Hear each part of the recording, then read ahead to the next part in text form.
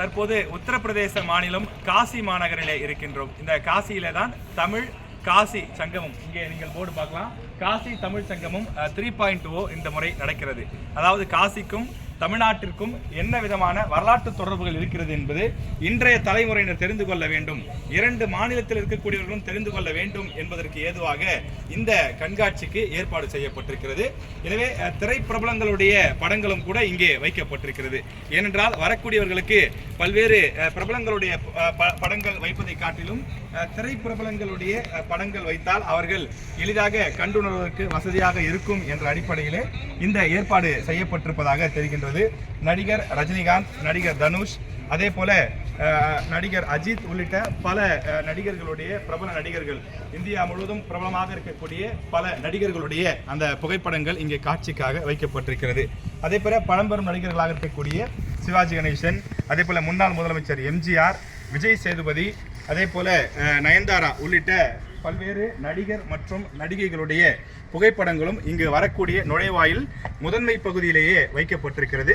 இதன் மூலமாக தமிழ்நாட்டிற்கும் காசிக்கும் இருக்கக்கூடிய அந்த திரை தொடர்பு உள்ளிட்ட விஷயங்களையும் கூட அறிந்து கொள்ளக்கூடிய வகையிலே ஏற்பாடு செய்யப்பட்டிருக்கிறது.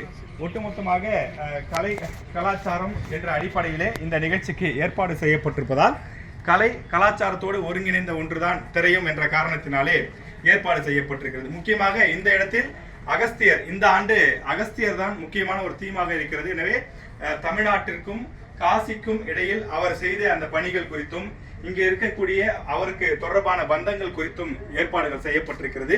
தமிழின் மிக முக்கிய புலவர்களாக திகழ்ந்த பாரதியார், அதே போல பழம்பெரும் அவை பிராட்டியார் உள்ளிட்ட பலருடைய பெருமைகளை விளக்கக்கூடிய வகையில், அதாவது தமிழ்நாட்டிலிருந்து வரக்கூடியவர்கள் தெரிந்து கொள்ளக்கூடிய வகையில் தமிழிலும், இந்தி மாநிலங்களிலிருந்து வரக்கூடியவர்கள் தெரிந்து கொள்ளக்கூடிய வகையிலே இந்தியிலும் குறிப்பிடப்பட்டிருக்கிறது. பல தமிழ் அறிஞர்கள் புலவர்களுடைய புகைப்படங்களும் அவர்கள் என்னென்ன சாதனை செய்திருக்கிறார்கள் உள்ளிட்ட பல விவரங்களும் வெளியிடப்பட்டிருக்கிறது. அதே போல ஸ்ரீனிவாச ராமானுஜன் அவருடைய புகழ் விளக்கக்கூடிய வகையில் ஏற்பாடு செய்யப்பட்டிருக்கிறது.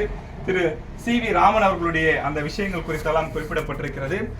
தமிழ்நாட்டினுடைய இந்தியாவினுடைய ஒரு எடிசனாக கருதப்படக்கூடிய ஜி.டி. நாயுடு அவருடைய புகைப்படமும் அவருடைய வரலாறு சார்ந்த பல விஷயங்களும் வைக்கப்பட்டிருக்கிறது. இப்படி நம்முடைய மதிப்புமிகு மாண்புமிகு புகழ்பெற்ற இந்திய விஞ்ஞானியும் முன்னாள் குடியரசுத் தலைவருமான டாக்டர் ஏபிஜே அப்துல் கலாம் அவர்களை பற்றிய வாழ்க்கை வரலாற்று சிறுகுறிப்பும் இங்கே வைக்கப்பட்டிருக்கிறது.